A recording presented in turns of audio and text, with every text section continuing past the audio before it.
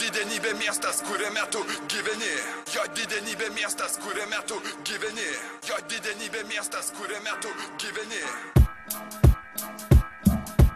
Mano mažas miestas Vilnius, suraizgytas. Trumpai apie gatvės kultūrą, tai yra ta kultūra, kurią jūs galite rasti gatvėje. O kontekstu, kokiu dažniausiai man tenka susidurti, tai yra kultūra, su kuria jaunimas susiduria gatvėje.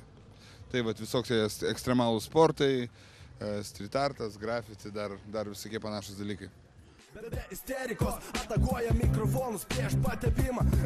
Taip išreiškiu save. Geriau skaitinti. Visi. Ir tada matai, kaip skirtingai važiuoja. Nesvarbu, kas ten reperis ar ten koks nors kitoks. Visi metalistas, visi važinėja, ta prasme, ir jie turi savo išskirtinį stilių. Nėra jokio tipo, gali bet kas važinėti. Nežinau, pabandžiau ir man patiko tiesiog. Nuo pat mažens dviračiai traukė. Dėl to pasirinkau šitą.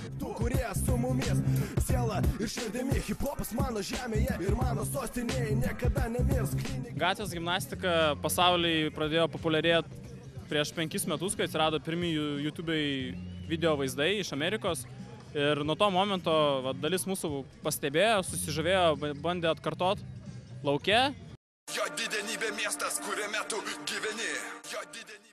Pats tas sportas ir būtent snieglenčių, tai tokia duoda laisvę. Tu kažkaip, kai pradedi važinėti, jau pamiršti viską. Labai gerai atsipalaiduoji. Aš nežinau, kodėl, supranti, ta gatvės kultūra, jinai duoda kiekvienam žmogui galimybę save išreikšti. Ir jisai, kaip sakoma, nėra jokių taisyklių. Kuo tu įdomiau padarai, kuo tu ekstremaliau padarai, tu esi įdomesnis ir ta žmonės traukia. Ir turbūt tą jaunimą dabar traukia, nes taisyklės visą laiką varžo. O gatvė yra nevaržoma. Bet tai nereiškia, kad gatvė yra blogai ir kad čia daryti gali visiškai, ką nori. Va turbūt tas įtraukia, nes kiekvienas gali parodyti save taip, kaip jam išeina. Mes galim greitai sprogti ir lėtai susitraukti ir dar padaryti daugybę kitų judesių. Ir aišku, kuo gražesnis mūsų kūnas, tuo labiau įsitraukia merginų akis. Kodėl būtent gatvė? Galbūt dėl to, kad tai yra labai daug laisvės ir tai yra paprastumas ir sudėtingumas viename.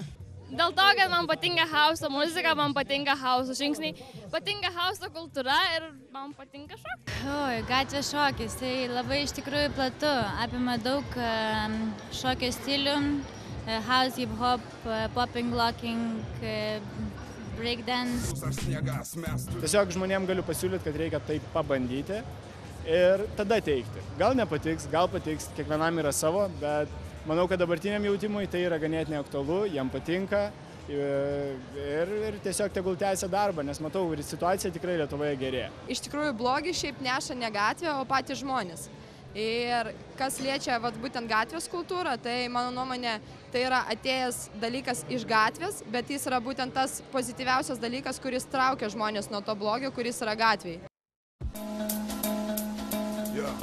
Nesvarbu, kas bus už lango, lietus ar sniegas. Visų pirma, vertybės formuojasi šeimoje. Visų antra, jeigu turi galvą, tai moki ją naudotis. Nes didžioji dalis gatvės žmonių užsiima ne narkotikais, alkoholiu ir smurtu, o sportu, kažkokius tai susigalvojimų laisvalaikio praleidimo tokio, iš ko jie užauga žmonėmis, kokie esti mes, mes irgi lygiai taip pat užaugom, lyg tai nenugriuvom patvorį, nenusibadėm ir ne kažką tai, nors užaugom gatvėse. Tai va, tai lygiai taip pat daugelis žmonių daug laiko savo vaikystėje praleisdami gatvėse, manau, kad puikiai sugeba suvokti, kur yra, mes ne kažkokie tai galvėjai, mesgi žmonės, mes suvokiam, kas yra gerai, kas yra blogai ir kur veda gerai, kur blogai.